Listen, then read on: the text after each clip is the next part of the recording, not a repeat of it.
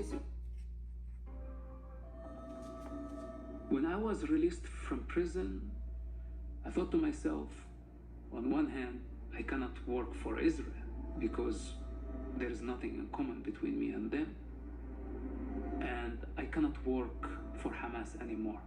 But I was surprised when Hamas security wing came knocking on my door to follow up on the case inside prison. There is no escape from these people. And I didn't know how to protect myself. The cause is the most important in that culture. Hamas choose their ideology over the well-being and the future of an entire generation. So my father is no different.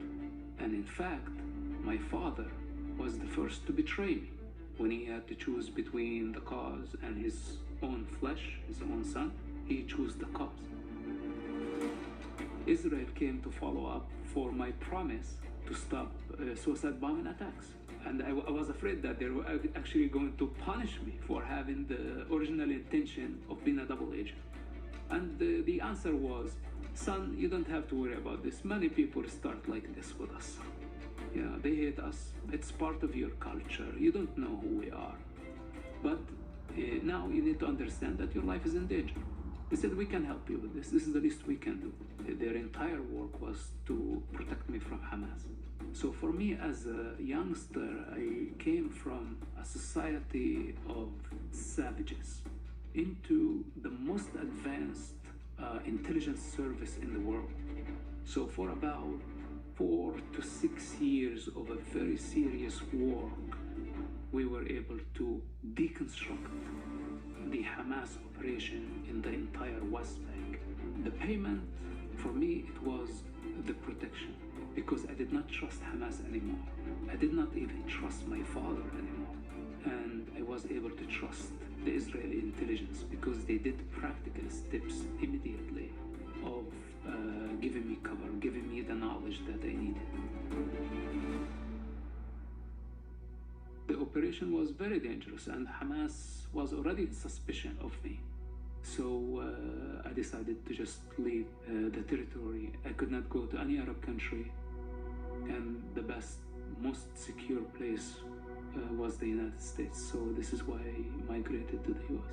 I thought something could happen to me, and I did not want my experience in the Middle East to go in void. So I felt the need to document it. And this is why we started writing the book. But I did not want my father to hear from the media or from the TV. So I called him. It was a short window while he was in Israeli prison. And I told him the truth. It was the hardest conversation I ever had, I have to say. So when I told him the story, he went silent. I broke the silence. I told him, listen, Dad, if you want to disown me, you can go ahead. I know this is very hard on you, and I know that you have to protect my brothers. Because in that culture, if I wasn't there and my father did not disown me, other tribes have the right to kill any of my siblings on my behalf. This is how brutal that culture. There is no mercy in this case. So he told me, this is not a choice. This is not an option. He said, you will always be my son and I will always love you. And this was his final words. 2 days later, I heard from the media that he disowned me, and this was the last conversation I had with him. It was very hard at the beginning. The guilt that came with it to get my entire family stained by shame while they still live there. This was the only part that was out of my control, because I was here in the United States and I was protected by a new country, by a new system that validates actually what I did from moral point of view. But for the rest of my family, they were still there and they had to deal with this for the rest of their lives. I understood the consequences of such a decision. It was my moral responsibility to write the book, and my entire life was sacrificed. Everything. All I was trying to do to save human lives. was trying to do is to see a higher truth than the conditioning of my society. Revenge is a fundamental part of that culture. It's all about honor and shame. It's not about right and wrong. Violence against non-Muslims is rooted in Islam, whether we like it or not. We don't want Hamas ideology and the Muslim Brotherhood ideology to spread. We have to counter it. That's part of our moral responsibility towards the world, especially our allies. Israel is a great ally. America as a superpower has a responsibility towards global security. We depend on the rest of the world. We depend on the Middle East, not only for energy, but we depend on the security and the stability of the region. Because if that goes out of control, our commerce, our way of life, everything that we do will be jeopardized.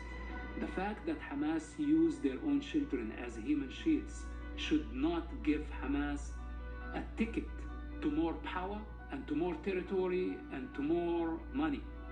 Hamas' goal is beyond the river and the sea, is beyond any political border, is beyond Israel.